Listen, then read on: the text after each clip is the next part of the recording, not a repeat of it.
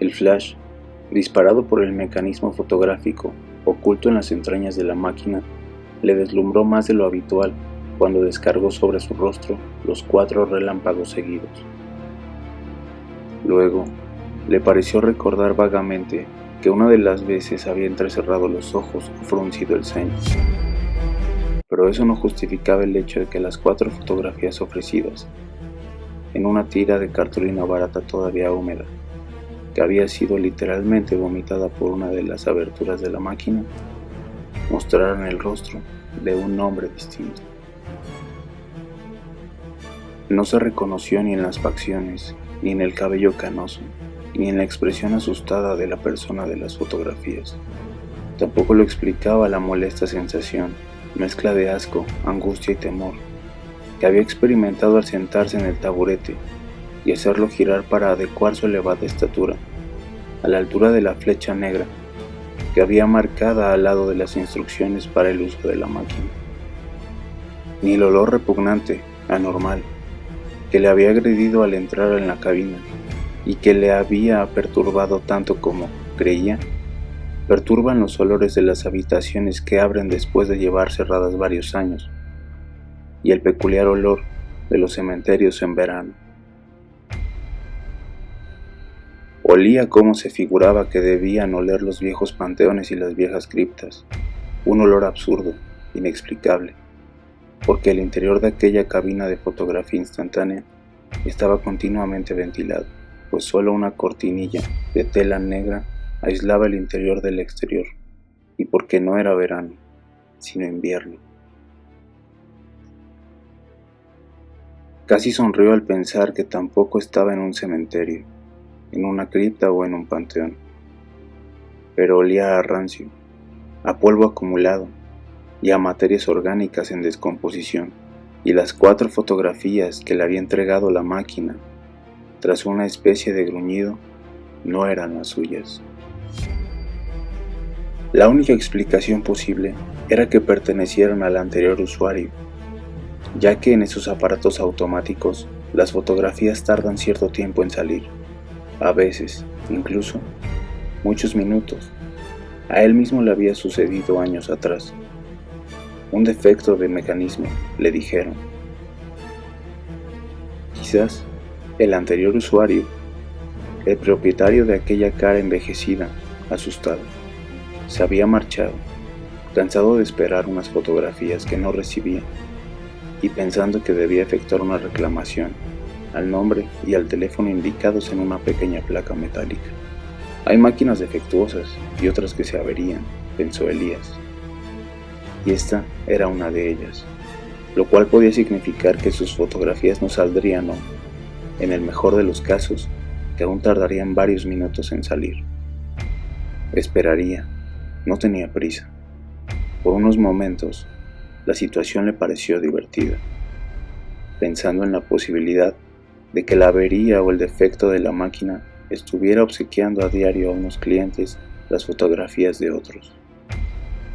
La cabina estaba situada en la entrada de una calle, junto a la Plaza Mayor, habitualmente bastante transitada, al lado de un kiosco de periódicos y revistas que a esa hora ya tenía echada la persiana, igual que también estaba cerrando el bar que había frente de ella. No había cerrado antes que otros días. Hacía más frío que las noches anteriores. Esa podía ser la causa de que Elías no viera a nadie a su alrededor. Coches sí. Los automóviles transitaban a velocidades casi suicidas, aprovechando el escaso tráfico. Mientras permanecía con la mirada fija en la rendija por la que, si todo iba bien, debían caer sus fotografías expulsadas de las tripas de la máquina, Elías pensó que no debía haber cedido a la tentación de hacerse esa noche, y precisamente en esa cabina, unas fotografías que en realidad no necesitaba hasta el día siguiente. Encendió un cigarrillo, nervioso, pendiente del sonido indicador de la llegada de sus auténticas fotografías reveladas, y tiró las otras al suelo. 10 minutos después, se quedó convencido de que la máquina estaba realmente averiada. Su primera reacción fue marcharse de allí. Sin embargo, no lo hizo. Apartó las cortinillas y, dominando a duras penas su aprensión por el mal olor, volvió a efectuar la misma operación de antes, comenzando por introducir en la ranura las monedas requeridas. Esperando los estallidos del flash, se sobresaltó al no reconocerse tampoco en el espejo. Sus ojos estaban más hundidos en sus cuencas y rodeados de ojeras. Su cabello era blanquecino, y los rasgos que veía reflejados no eran los suyos.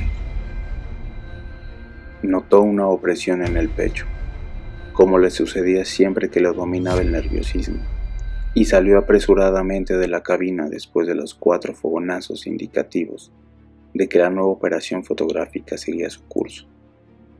Le temblaban las manos, unas manos arrugadas, de uñas largas y amarillentas. Hacía más frío que antes y, sorprendentemente, los automóviles habían dejado de circular por la calle, sumida en el silencio. No obstante, en la vecina Plaza Mayor, el tráfico parecía normal, a juzgar por el sonido de los vehículos. No cabía duda de que había sido víctima de una ilusión óptica. Las 4 fotografías bajarían dentro de poco, serían las suyas. Las recogería y se alejaría de ese lugar olvidando el desagradable incidente. La ansiedad casi dificultaba su respiración. La cartulina bajó enseguida. Seguía temblando cuando la recogió. El individuo fotografiado no era él, pero se parecía mucho al rostro que acababa de ver en el espejo. «¿Qué tonterías estoy pensando?», dijo en voz alta, como si quisiera justificarse ante un testigo invisible. El espejo no podía reflejar otro rostro que no fuera el mío. Yo era el ocupante de la cabina y era yo también quien me estaba mirando. Sí, él habla. Él había sido el modelo fotográfico, pero el hombre fotografiado era un desconocido. El silencio que reinaba en la calle empezó a pesarle. Ni siquiera llegaba allá a sus oídos el tráfico de la Plaza Mayor. ¿Qué debía hacer? ¿Marcharse de allí y buscar otro espejo en otra parte para comprobar estúpidamente que seguía siendo el mismo? ¿Llamar por teléfono a un amigo para que acudiera a la cabina y fuera testigo de tan anómalo suceso o corroborara que se había tratado de una alucinación? La calle se había quedado a oscuras. Las farolas estaban apagadas y no surgía ni una sola luz de las casas, como si el silencio y la oscuridad se hubieran confabulado para hundir en la nada ese fragmento de paisaje urbano. Ni siquiera se vislumbraba una débil rejilla de luz proveniente de un patio o de una ventana, ni el parpadeo de un televisor en una habitación en penumbra. A pesar del deficiente alumbrado, la Plaza Mayor parecía, vista desde donde se hallaba Elías, un decorado iluminado por los potentes focos de un equipo cinematográfico en un rodaje nocturno. Solo me faltaba tener que soportar ahora un apagón, pensó para tranquilizarse. Podía entender un apagón, igual que podía comprender que hubiera estado utilizando una máquina averiada, pero ¿por qué no circulaba ningún vehículo por la calle? Y sobre todo, ¿por qué la luz de la cabina seguía encendida cuando todo a su alrededor estaba cubierto por un manto de negrura? Una fuerte ráfaga de viento frío impulsó a Elías a refugiarse en la cabina. Desde dentro, conteniendo a veces la respiración a causa del insoportable hedor, oyó cómo silbaba el viento, armando tal estrépito que parecía como si arrastrara a su paso toda clase de objetos. Cerró los ojos para evitar caer en la tentación de mirarse otra vez en el espejo, pero no pudo resistir el insano atractivo que el azogue ejercía sobre él. Lo que vio lo horrorizó. El hombre al que veía en el espejo todavía era más anciano que antes. Carecía de cabello. Sus ojos estaban hundidos, surcados por venillas rojas y enmarcados con un círculo negro. Su rostro arrugado había adoptado la misma tonalidad de las ojeras. Elías se miró las manos. Estaban más arrugadas, las uñas eran largas y amarillentas. Al acariciarse el rostro, notó el tacto áspero de la piel marchita. En el espejo, el desconocido anciano repetía los mismos gestos suyos, como en una serie, como en una triste caricatura trazada sobre una luna deforme. ¿Sería cierta la existencia de las criaturas de los espejos? Entretanto, el viento había arreciado, agudizando su concierto de silbidos malignos. Elías, paralizado por el miedo, estuvo un rato escuchando las embestidas del vendaval contra la cabina. Más tarde se asomó, apartando a un lado la cortinilla, pero el intenso frío le hizo volver a refugiarse en el interior. No obstante, sudaba, notaba las ropas adheridas al cuerpo. Mecánicamente, introdujo otras monedas por la ranura, movido por la morbosa curiosidad, por un extraño deseo de ver reproducida en la cartulina la imagen que había visto reflejada en el espejo, por un afán de negarse a sí mismo en el horror. Luego, tuvo que agarrarse a la cortinilla, azotados ella y él por el viento, mientras esperaba la entrega mecánica de la fotografía por cuadruplicado. Un ruido aún más fuerte que el viento surgió de las entrañas de la máquina y la cartulina quedó depositada enseguida en el lugar previsto. Al contrario que otras veces, había caído por el reverso, mostrando a la mirada de Elías su blancura enfermiza, provocadora. Y aunque el viento era muy fuerte, la cartulina no se movió ni un milímetro de donde había caído, como si estuviera sostenida por unas manos invisibles. Le dio la vuelta.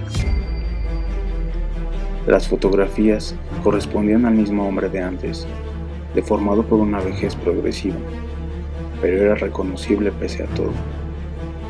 Fue como una visión de lo que podría ser su ancianidad, la luz que iluminaba la antecámara de la muerte. El viento cesó entonces, tan repentinamente como se había levantado, y Elías pudo quedarse fuera de la cabina, aunque jadeando. Respiraba con dificultad. Debía tener fiebre. Sentía calor en la frente y en las mejillas.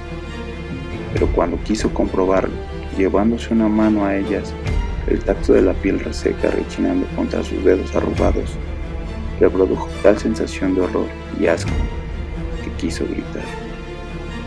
De su garganta no surgió ningún grito, solo un estertor. Se pellizcó en una mano para que el dolor le arrancara el mal sueño. Se hizo daño, mas no despertó de ninguna pesadilla. Estaba despierto y notaba que se moría. La calle seguía sumida en la oscuridad. Cerca del lugar donde estaba Elías, las farolas de la plaza mayor desparramaban su luz sobre el familiar lugar, sobre vehículos, semáforos y casas, pero para él, la distancia parecía haberse centuplicado. Y sabía que aunque no fuera así, tampoco echaría a andar hacia la plaza. Tenía que hacerse otra fotografía para demostrarse a sí mismo que nada de lo que estaba viviendo era real, o para demostrar al perverso monstruo de la máquina que no le tenía miedo.